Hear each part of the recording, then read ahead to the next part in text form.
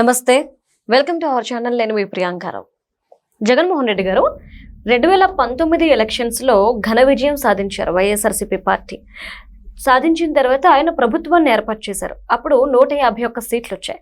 ఈ సీట్లు వచ్చిన కారణంగా జగన్మోహన్ రెడ్డి గారు ఒక స్టేట్మెంట్ పాస్ చేశారు. అదేంటి అంటే, ఈ 151 సీట్లు రావడం ఏదైతే ఉందో, నేను ప్రభుత్వాన్ని ఏర్పాటు చేయడం ఏదైతే ఉందో, ఇదంతా కూడా దేవుడి స్క్రిప్ట్ అని చెప్పేసి ఆయన చెప్పారు. మరి నిజమైన దేవుడి స్క్రిప్ట్ ఎలా ఉంటుంది? అలానే దేవుడు ఏపీకి సంబంధించి ఎలాంటి స్క్రిప్ట్ రాసుకున్నారు తెలుసుకోవాలంటే ఖచ్చితంగా ఈ ఎపిసోడ్ చూడాల్సిందే. దీని గురించి మనతో మాట్లాడడానికి టీడీపీ సీనియర్ పొలిటీషియన్ కంచెల్ల విజయభాస్కర్ గారు మనతో పాటు ఉన్నారు. ఆయన అడుగుతాం. నమస్కారం సార్. నమస్కారం సార్. అంటే జగన్మోహన్ రెడ్డి గారు దేవుడి స్క్రిప్ట్ అంటుంటారు. బట్ రీసెంట్ గా చూస్తుంటే ఇటు అమరావతి లేదంటే భోగాపురం కంప్లీట్ అయిపోయి మోడీ గారు లాంచ్ చేయడం, ఒక పక్క పోలవరం మెడం కాలువ నుండి నీళ్లు వదిలి గోదావరి హారతకి రెడీ అవ్వడం చూస్తుంటుంటే అసలు దేవుడి స్క్రిప్ట్ ఏంటి అని తెలుసుకోవాలనే కుతూహలం చాలా మందిలో ఎక్కువగా ఉంది. దేవుడి స్క్రిప్ట్ అంటే ఏంటి సార్?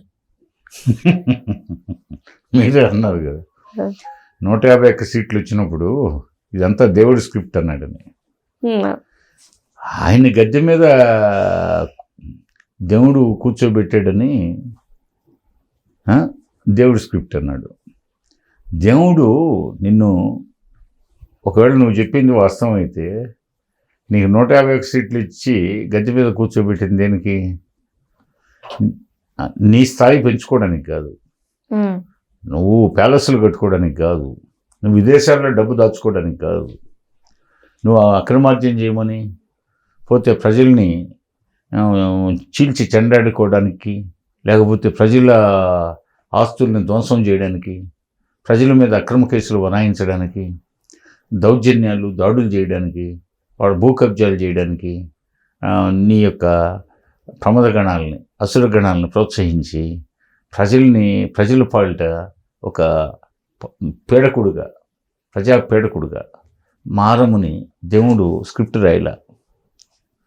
దేవుడు ప్రజలందరికీ మేలు చేయమని, మానవ సేవే మాధవ సేవ అని చెప్పాడు. జీవుడే శివుడు అన్నాడు. అంతేగాని నువ్వు వ్యక్తిగతంగా, లేకపోతే నిన్ను నీ పక్క నుండే రౌడీలు, గోండాలు, హంతకులు, పోతే యాంటీ సోషల్ ఎలిమెంట్స్, స్మగ్లర్స్, వీళ్ళందరూ బొజ్జలు నింపమని చెప్పలే. కోట్లాది ప్రజానీకాన్ని రామరాజ్యంగా పరిపాలించమని చెప్పాడు. నువ్వు చేసింది ఏంటి? మన పోలవరంలో రివర్స్ టెండరింగ్ లాగా నీ దేవుడి స్క్రిప్ట్ రివర్స్ అయింది. ప్రజలు గ్రహించారు, దేవుడికి అర్థమైంది.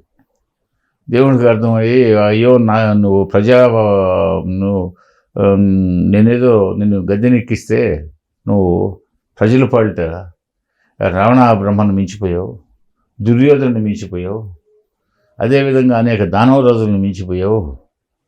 మరి నిన్ను అర్జెంటుగా దించేయాలనుకొని ఆయన ప్రజల మనసులోకి దూరాడు, గద్దె దింపాడు. పోతే దేవుడి స్క్రిప్ట్ని కాస్త రివర్స్ చేశాడు. ఈ పరిస్థితుల్లో అమరావతిలో ఆయన వల్ల అది అసలే దేవతల రాయదాన్ని ఒకనాడు, ఈనాడు. పోతే బుద్ధుడు నడియాడని నేల, మహాయాన బౌద్ధ మతాన్ని ప్రపంచవ్యాప్తంగా విస్తరింపజేసిన ఆచార్య నాగార్జున నడియాడని నేల. ఎందరో బౌద్ధ సన్యాసులు సంఘం శరణం గచ్చామి, ధర్మం శరణం గచ్చామి, బుద్ధం శరణం గచ్చామి అని నినదించిన ప్రాంతం. అదేవిధంగా అమరేశ్వరుడు నెలకొన్న ప్రాంతం, పంచారామాల్లో ఒకటైన అమరావతి, అమరేశ్వరుడు నెలకొన్న ప్రాంతం. మరి అదేవిధంగా పావన నవజీవనానికి బృహత్తరంగా, భాగ్యోదయంగా, భువనోదయంగా ప్రవహిస్తున్నటువంటి కృష్ణానది ప్రవహిస్తున్నటువంటి ప్రాంతం. నువ్వు ఆ ప్రాంతాన్ని శ్మశాన వాటికి అన్నావు, కమ్మరావతి అన్నావు, పోతే వేశ్యావాటికి అన్నావు,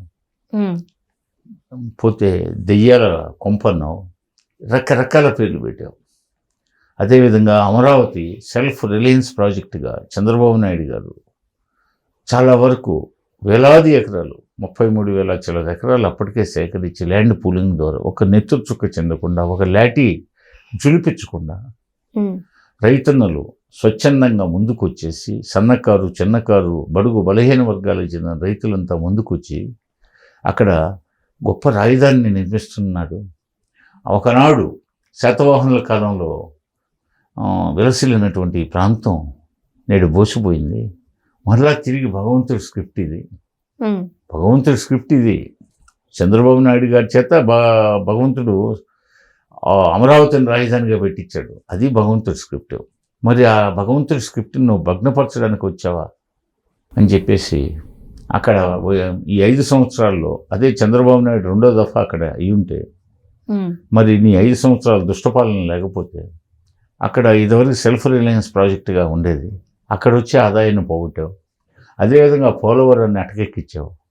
అక్కడ 5 సంవత్సరాల కాలం నువ్వు లేకపోతే చంద్రబాబు నాయుడు గారే కంటిన్యూ ఉంటే మరి అక్కడ వేలాది కోట్ల రూపాయలు ఇన్కమ్ వచ్చి ఉండేది రైతులకు. పాడి పంటలతో, నవధాన్యాలతో, ఆ కూరగాయలతో, పోతే ఫ్లోరికల్చర్తో, అనేక రకాల కల్చర్స్, అగ్రికల్చర్కి సంబంధించి పాడి పంటలతో అక్కడ విరాజిల్లే ప్రాంతం నాశనం చేసాం. కాబట్టి పైగా రివర్స్ టెండరింగ్ పేరుతో అక్కడ 740 కోట్లు వృధా చేసావు. డయాఫ్రామ్ వాల్ పేరుతో అక్కడ 900 చిల్లర కోట్లు వృధా చేసావు.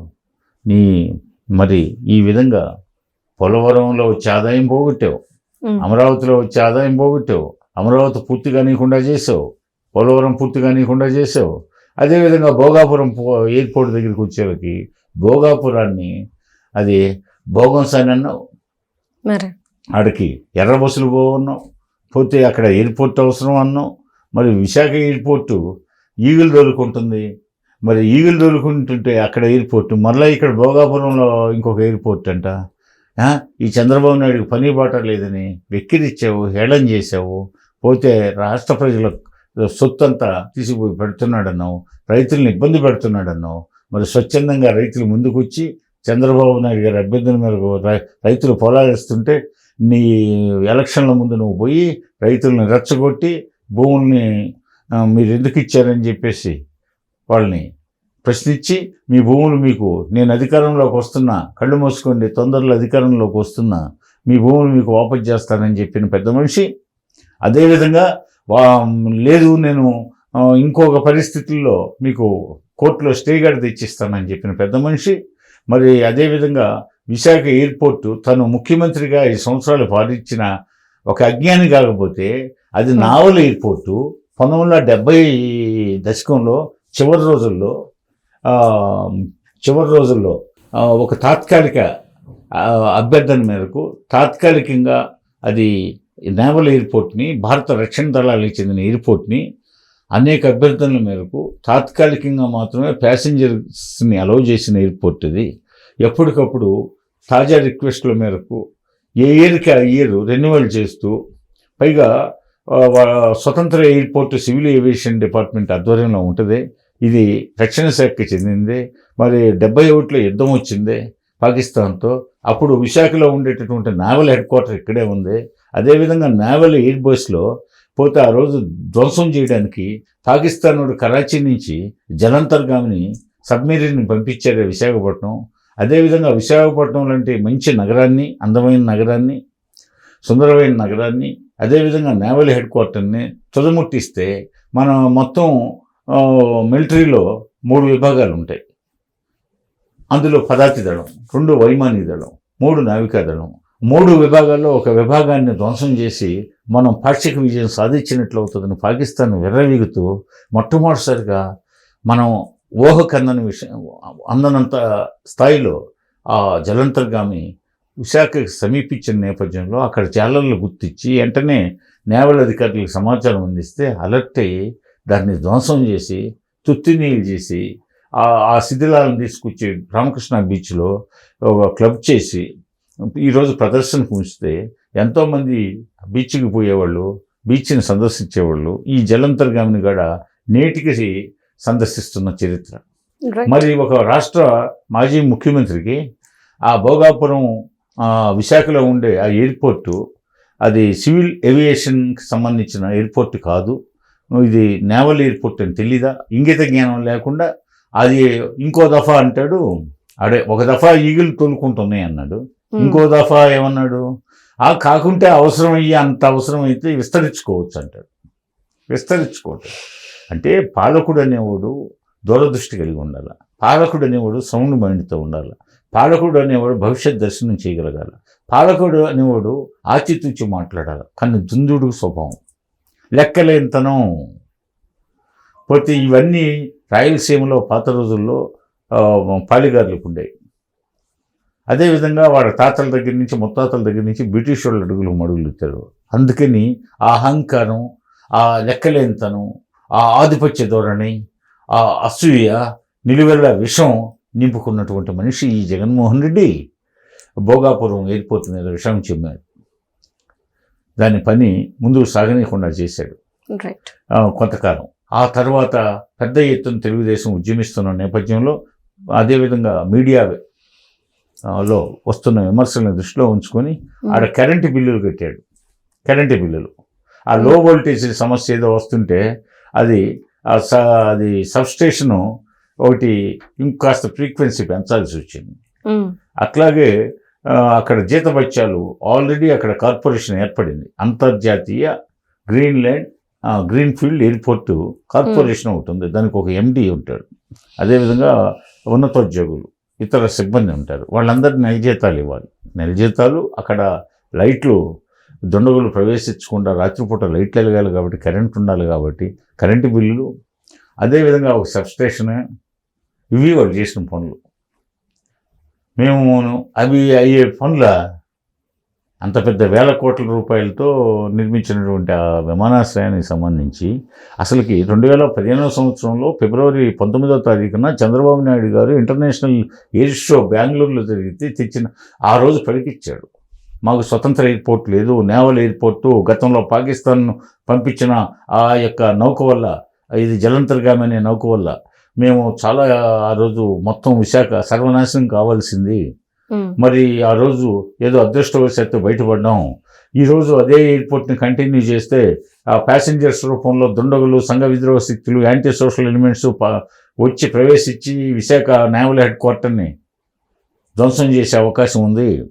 అదేవిధంగా విశాఖ అందమైన నగరాన్ని శిథిలపరిచే అవకాశం ఉంది.